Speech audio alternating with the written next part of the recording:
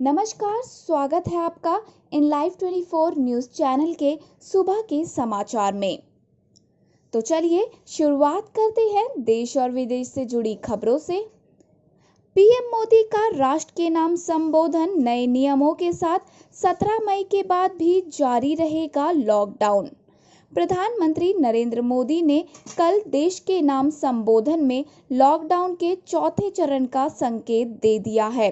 उन्होंने कहा है कि चौथे चरण में नियम बदले जाएंगे, इसके लिए राज्यों से भी सुझाव मांगे गए हैं।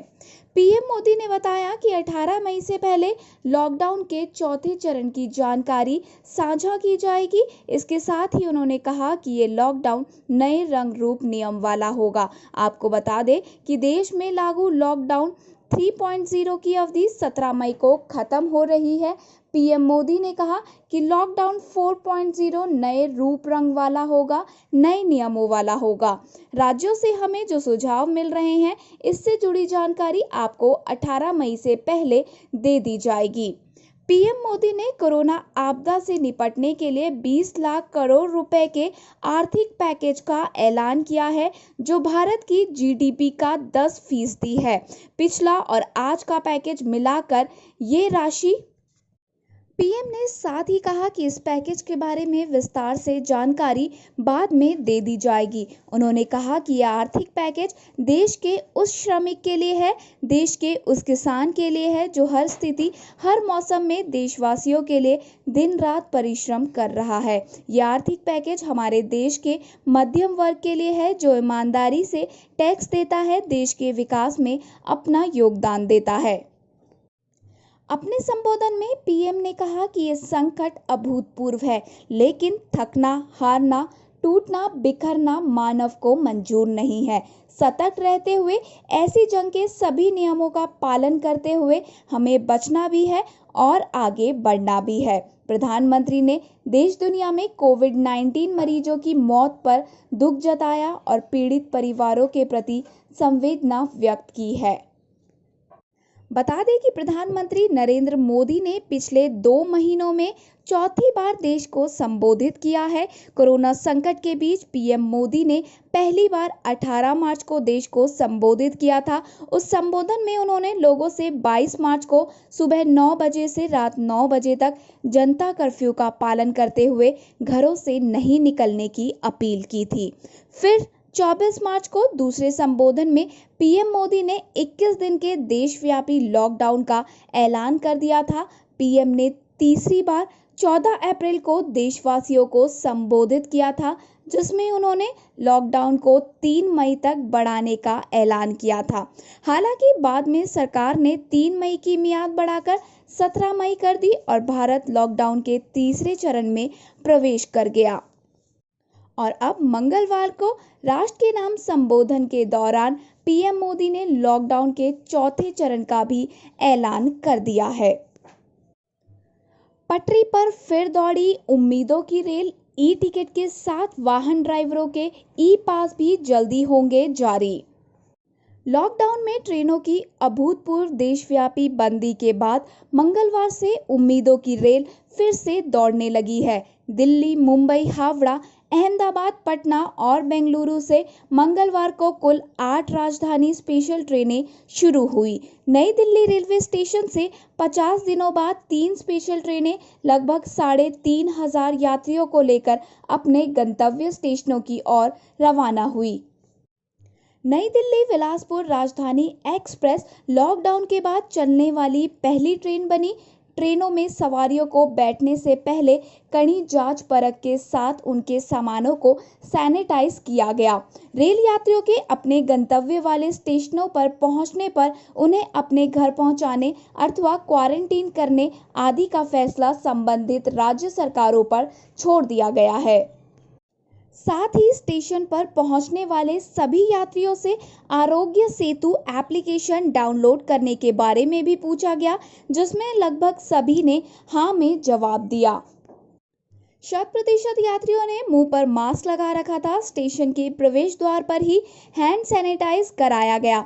रेलवे की सलाह के मुताबिक ज्यादातर लोगों ने कम से कम सामान ले रखा था। स्टेशन तक पहुंचने में यात्रियों की परेशानी को देखते हुए रेलवे जल्दी ही ई टिकट के साथ वाहन के नामित ड्राइवर के लिए ई पास भी जारी करेगा। नई दिल्ली रेलवे स्टेशन पर पूर्व निर्धारित पहाड़गंज साइड से ही यात्रियों को प्रवेश की अनुमति थी। अजमेरी गेट साइड से स्टेशन से टिकट के बाद भी यात्रियों का प्रवेश वर्जित था। शाम को छूटने वाली ट्रेनों को पकड़ने के लिए स्टेशन पर सुबह 11 बजे से ही लोग पहुंचने लगे थे। स्टेशन में प्रवेश के साथ ही यात्रियों को उनके डिब्बे की ओर पहुंचाया जा रहा था ताकि प्लेटफॉर्म पर भीड़ ना हो सके। रेलवे के मुताबिक मंगलवार को ही 5 अन्य शहरों मुंबई, हावड़ा, अहमदाबाद, पटना और बेंगलुरु से भी राजधानी स्पेशल ट्रेनों का संचालन प्रारंभ हुआ है। कोरोना के मामलों से ध्यान भटकाने के तहत सीमा पर भारत को आंख दिखा रहा है चीन। उत्तराखंड से लगती चीन की सीमा पर जब से भारत ने सड़क बनाई है तब से ही चीन की आंखों में वो कांटों की तरह चुभ रही है। इस सड़क के उद्घाटन के बाद चीन ने भारतीय राजदूत को तलब कर अपना विरोध भी जताया, लेकिन चीन का ये रवैया ना तो नया है और ना ही ऐसा है जिसको पहली बार देखा जा रहा हो। गर्भाधार लिपु लेक सड़क के बनने से भारत की सामरिक ताकत बढ़ी है। इसके बाद चीन के सैनिकों द्वारा 2 बार भारतीय सीमा में घुसकर हाथापाई भी की गई। इसके बाद सवाल ये उठता है कि उसने ऐसी हरकत क्यों की, जबकि भारत ने अपनी ही सीमा के अंदर सड़क निर्माण की है। इस तरह की कार्रवाई की सबसे बड़ी वजह तो ये है कि चीन हमेशा से ही अपनी विस्तारवादी नीति की अगुवाई करता रहा है। चीन के अपने सभी पड़ोसी देशों के साथ सीमा विवाद है। इसके अलावा ताइवान को लेकर भी उसका विवाद है और दक्षिण चीन सागर विवाद को भी पूरी दुनिया भली भांति जानती ही है। चीन की इस गीदड़ भभकी को जानकर अपने यहाँ के वर्तमान हालातों से लोगों का ध्यान भटकाना मानते हैं। चीन मामलों के जानकार और किंग्स कॉलेज लंदन के प्रोफेसर हर्ष वी पंत मानते हैं कि एक तरफ जहां पूरी दुनिया कोरोना के कहर से निकलने की कोशिशों में जुटी है, तो दूसरी तरफ चीन बड़ी तेजी से इस मौके का फायदा उठाने की कोशिश कर रहा है। ताइवान हो या दक्षिण चीन सागर, सभी जगहों पर उसकी गतिविधियों और उसकी धमकियों में तेजी आई है। यही चीन भारत से लगती सीमा पर भी दिखाई दे रही है। साथ ही प्रोफेसर ने बताया कि सीमा पर जब भी कोई सड़क बनाई जाती है तो प्रोटोकॉल का इस्तेमाल किया जाता है और पड़ोसी देश को उसकी पूर्व सूचना भी दी जाती है। हालांकि ये भी एक सच्चाई है कि इसको लेकर विरोधी देश हमेशा ही डिप्लोमेटिक माध्यम से अपना विरोध दर्ज कराता है, वहीं दूसरा देश अपना काम करता जाता है। जहां तक चीन की बात है तो वो बखूबी जानता है कि वर्तमान में जब उसके यहाँ पर कोरोना के मरीजों और इससे हुई मौतों की संख्या पर सवाल उठ रहे हैं, तो ये जरूरी हो जाता है कि लोगों को और दुनिया को ध्यान यहाँ से भटकाया जाए। चीन फिलहाल वही कर रहा है। उनका कहना है कि चीन इससे पहले डोकलाम में भी भारत को आंख दिखाने की कोशिश कर चुका है। सिक्किम और नागालैंड को भी वो अपना हिस्सा बताता रहा है और यहाँ पर होने वाले निर्माण का विरोध करता रहा है। देश में 74,000 से ज्यादा कोरोना मामले, लगभग 2400 लोगों की मौत। स्वास्थ्य मंत्रालय के अनुसार भारत में कोविड-19 के 74,292 मामले सामने आ चुके हैं। इनमें से 47,420 एक्टिव केस हैं और 24,453 मरीज अब तक स्वस्थ हो चुके हैं। वहीं 2,415 लोगों की मौत हो गई है। महाराष्ट्र में सबसे ज्यादा कोरोना के मरीज हैं। यहाँ कुल मामले 24,427 हैं। गुजरात में 8,904 मामले अब तक सामने आ चुके हैं। बात करें तमिलनाडु की, यहाँ भी मामलों की संख्या में तेजी आई है और अब तक राज्य में 8,718 मामलों की पुष्टि हो चुकी है। दिल्ली में भी कुल आंकड़ा 7500 के पार पहुंच चुका है। 300 किलोमीटर चल के हैदराबाद पहुंचे मजदूर की मौत, 3 साथियों के साथ जा रहा था ओडिशा। देश में लॉकडाउन लागू होने के बाद से लगातार मजदूरों का पलायन जारी है। मंगलवार को हैदराबाद के भद्रांचल में गर्मी के कारण इसी बीच एक 21 वर्षीय प्रवासी कार्यकर्ता की सनस्ट्रोक के कारण मौत हो गई। अधिकारियों ने कहा कि लॉकडाउन के चलते वो 300 किलोमीटर चलने के बाद यहां पहुंचा था। प्रवासी ला रहे कोरोना, जिलों की बड़ी मुसीबत। मुंबई से फारुखाबाद लौटे 6 और प्रवासी निकले संक्रमित। लॉकडाउन के बीच दूसरे राज्यों से आ रहे श्रमिक कोरोना ला रहे हैं। इससे जिलों की मुसीबत और बढ़ती जा रही है। एक तरफ जहां सरकार श्रमिकों को लाने के लिए ट्रेनें और बसें चला रही है, वहीं हाईवे पर ट्रकों और डंपरों में लदे श्रमिक देखे जा रहे हैं, जो बिना जांच के घर तक पहुंच रहे हैं। मंगलवार को फारुखाबाद में मुंबई से आए 6 लोगों में कोरोना की पुष्टि हुई। ये सभी टेम्पो और कार से घर लौटे थे। वहीं कन्नौज में एक ही दिन में 5 कोरोना पॉजिटिव केस मिले। 5 श्रमिक 9 मई को मुंबई से लौटे थे। उन्नाव में मुंबई से आए युवक की मौत हो गई। उसमें कोरोना के लक्षण देख सैंपल जांच को भेजा जा चुका था। वो पैदल ही बरदहा गांव लौटा था। उरई में हालत और खराब होते जा रहे हैं। यहां मंगलवार को राष्ट्रीय बाल स्वास्थ्य कार्यक्रम के डॉक्टर, पैरामेडिकल स्टाफ समेत 6 में कोरोना की पुष्टि हुई है। दिल्ली एनसीआर में आज धूल भरी आंधी और बारिश की आशंका। 70 किलोमीटर प्रति घंटे की गति से चल सकती है हवाएं। दिल्ली एनसीआर समेत उत्तर भारत में कई इलाकों में आज धूल भरी आंधी आने की आशंका है। इस दौरान करीब 70 किलोमीटर प्रति घंटे की गति से हवाएं चलेंगी। हल्की बारिश भी हो सकती है। मौसम विभाग ने इस बारे में ऑरेंज अलर्ट जारी किया है। मौसम विभाग के मुताबिक इस वक्त उत्तर भारत में पश्चिम विक्षोभ अभी भी सक्रिय है। इसका असर पर्वतीय इलाकों, जम्मू कश्मीर, हिमाचल प्रदेश और उत्तराखंड के साथ पंजाब, हरियाणा, उत्तरी राजस्थान व पश्चिमी उत्तर प्रदेश में भी बना हुआ है। इसे देखते हुए मौसम विभाग ने ऑरेंज अलर्ट जारी किया है, जिसमें मौसम खराब होने की चेतावनी दी जाती है। इस दौरान लोगों से बाहर निकलने पर सावधानी बरतने को कहा गया है। मौसम विभाग का कहना है कि पश्चिमी विक्षोभ बुधवार को एक बार फिर सक्रिय होगा। इससे बीते रविवार की तरह आसमान में हल्के बादल छाए रहेंगे। वहीं 70 किलोमीटर प्रति घंटे की गति से हवाएं चलेंगी। इस दौरान हल्की बारिश होने की भी संभावना मौसम विभाग ने जाहिर की है। 12 घंटे में सीआरपीएफ के दूसरे अधिकारी ने दी जान, जांच हुई शुरू। सीआरपीएफ के एक एएसआई ने मंगलवार को अपनी सर्विस राइफल से खुद को गोली मारकर आत्महत्या कर ली। पिछले करीब 12 घंटों के भीतर कश्मीर घाटी में ये दूसरी घटना है। इससे पहले सोमवार को अनंतनाग में तैनात सीआरपीएफ के एक एसआई ने खुद को गोली मारकर जान दे दी थी। दोनों घटनाओं के पीछे कारण स्पष्ट नहीं हो पाया। फिलहाल मामलों की जांच जारी है। जानकारी के अनुसार श्रीनगर के करण नगर इलाके के पास नीलम सिनेमा में स्थित सीआरपीएफ की 49वीं बटालियन ने एएसआई बंगाली बाबू उम्र 47 वर्ष ने मंगलवार को अपनी ही सर्विस राइफल से खुद को गोली मार ली। एक अधिकारी ने जानकारी देते हुए बताया कि अचानक से यूनिट में गोली चलने की आवाज सुनाई देने पर जवान तुरंत मौके पर पहुंचे तो खून से लथपथ एएसआई जमीन पर गिरा हुआ था।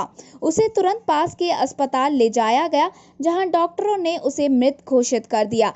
सीआरपीएफ के श्रीनगर सेक्टर के प्रवक्ता पंकज सिंह ने बताया कि एएसआई अच्छे से ड्यूटी कर रहा था। घटना के कारणों का पता लगाया जा रहा है। एएसआई बंगाली बाबू आगरा के रहने वाले थे।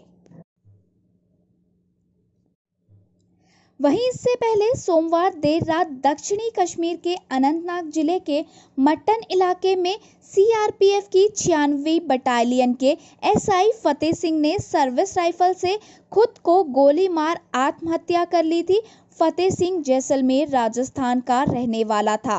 पुलिस को मौके से सुसाइड नोट भी बरामद हुआ है, जिसमें लिखा हुआ था कि मेरे शव को हाथ नहीं लगाना, डर है कि कहीं मुझे कोरोना तो नहीं है। इस बीच पुलिस के एक अधिकारी ने बताया कि रिपोर्ट जांच के लिए भेजी गई है, उसी से पता चलेगा कि वो पॉजिटिव था कि नहीं। पंजाब मंत्रियों से उलझना, मुख्य सचिव करण अवतार को पड़ा भारी, टैक्सेशन विभाग लिया गया वापस। आखिरकार मुख्य सचिव करण अवतार सिंह को कैबिनेट मंत्रियों से उलझना भारी पड़ गया। पंजाब सरकार ने मंगलवार को कार्रवाई करते हुए मुख्य सचिव से टैक्सेशन विभाग वापस ले लिया। ये विभाग वित्त मंत्री मनप्रीत सिंह बादल से जुड़ा हुआ है, जिन्होंने सोमवार को कैबिनेट की बैठक में मुख्यमंत्रियों को ये साफ कर दिया था कि अगर करण अवतार सिंह बैठक में आते हैं तो वे बैठक में हिस्सा नहीं लेंगे। उन्होंने अन्य मंत्रियों के साथ विवाद सुलझाने की जिम्मेदारी मुख्यमंत्री पर ही छोड़ दी थी। सूत्रों के मुताबिक सरकार जल्द ही करण अवतार सिंह से एक्साइज संबंधी मामले भी वापस लेने जा रही है। उनके पास टैक्सेशन विभाग का अतिरिक्त कार्यभार था। हरियाणा पंचकुला के खटौली गांव में खूनी संघर्ष, एक का हाथ कटा, 6 घायल, 2 पीजीआई रेफर।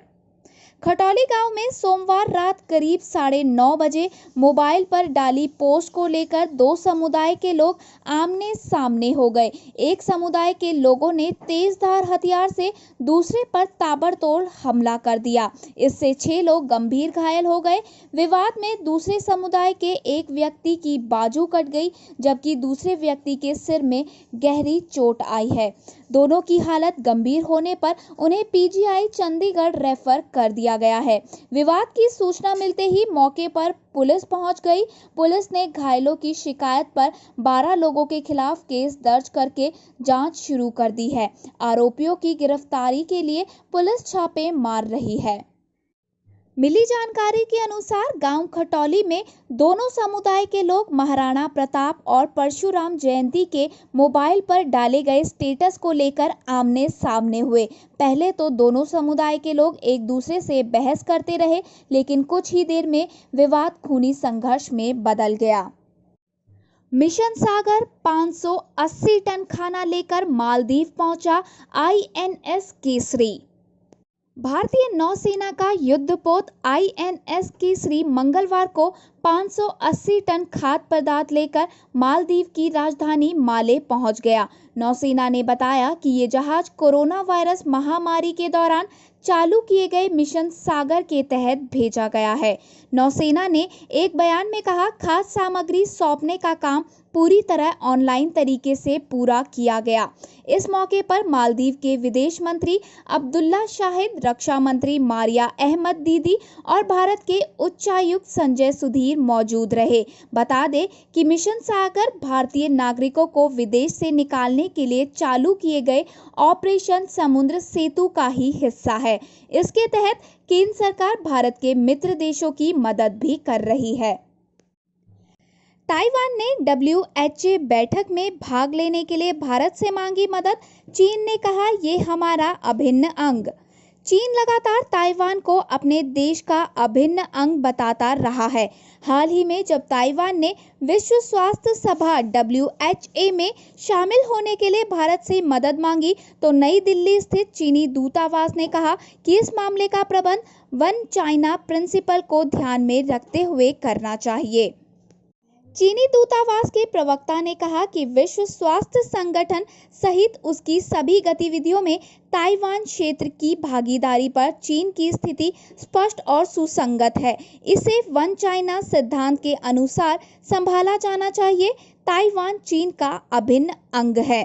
प्रवक्ता ने कहा कि वन चाइना सिद्धांत के तहत चीन की केंद्र सरकार ने वैश्विक स्वास्थ्य मामलों में ताइवान क्षेत्र की भागीदारी के लिए उचित व्यवस्था की है, जो सुनिश्चित करता है कि क्षेत्र स्थानीय या वैश्विक सार्वजनिक स्वास्थ्य आपात स्थिति में समय पर और प्रभावी तरीके से निपट सकता है।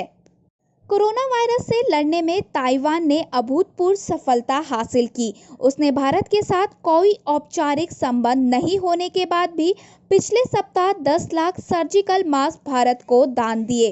राजनयिक सूत्रों ने कहा कि इस दान को WHO की बैठक में भाग लेने के अपने प्रयासों के लिए भारत से समर्थन के आह्वान के संदर्भ में देखा जाना चाहिए। इजराइल लॉकडाउन उल्लंघन मामले में 300 से अधिक गिरफ्तार, धार्मिक स्थल पर जमा हुई थी भीड़। नोवेल कोरोना वायरस के कारण जारी प्रतिबंधों के उल्लंघन मामले में इजरायली पुलिस ने मंगलवार को 300 से अधिक लोगों को गिरफ्तार कर लिया। उत्तरी इजराइल में धार्मिक स्थल पर जमा हुई भीड़ को नियंत्रित करने के क्रम में पुलिस ने ये कार्रवाई की। पुलिस ने बताया कि देश में बड़ी भीड़ को एकत्र होने से मनाही के बावजूद लोग मस्जिद में पहुंच गए थे। विश्व स्वास्थ्य संगठन के अनुसार यहां 21 फरवरी को पहला कोविड-19 मामला सामने आया था और 12 मई तक ये संक्रमण का आंकड़ा 16,526 पर पहुंच गया, जिसमें से 258 लोगों की जान चली गई। नेपाल में 5.3 तीव्रता का भूकंप, दोलखा जिले में महसूस किए गए झटके। नेपाल में मंगलवार देर रात करीब 11:53 पर 5.3 ML तीव्रता वाले भूकंप के झटके महसूस किए गए। राष्ट्रीय भूविज्ञान केंद्र ने जानकारी दी है कि ये भूकंप दोलखा जिले के जुगू के आसपास के क्षेत्र में आया था। आपको बता दें कि इससे पहले भारत में भी भूकंप के झटके महसूस किए गए थे। रविवार दोपहर को राष्ट्रीय राजधानी दिल्ली में भूकंप के झटके महसूस किए गए थे। एक महीने के अंदर तीसरी बार दिल्ली में भूकंप के झटके आए। रिएक्टर स्केल पर इसकी तीव्रता 3.5 दर्ज की गई थी। भूकंप के केंद्र की गहराई केवल 2.9 किलोमीटर मापी गई है। विश्व में 43 लाख से अधिक संक्रमित, 2,90,000 से ज्यादा लोगों ने गंवाई जान। कोरोना महामारी लगातार दुनिया में पैर पसारती जा रही है। दुनिया में अब तक 43 लाख से ज़्यादा लोग इस विषाणु से संक्रमित हैं, जबकि 2,90,597 लोग जानें गंवा चुके हैं। अमेरिका में जहां मौत का आंकड़ा 82,000 को पार कर चुका है, वहीं दुनिया में कुल संक्रमितों की ताज़ा संख्या 43,11,914 हो गई है। इटली में इस महामारी से मरने वालों की संख्या 31 के पास पहुंच चुकी है। यूरोपीय देश में जर्मनी, स्पेन, फ्रांस, ब्रिटेन और इटली इस महामारी से सर्वाधिक संक्रमित है।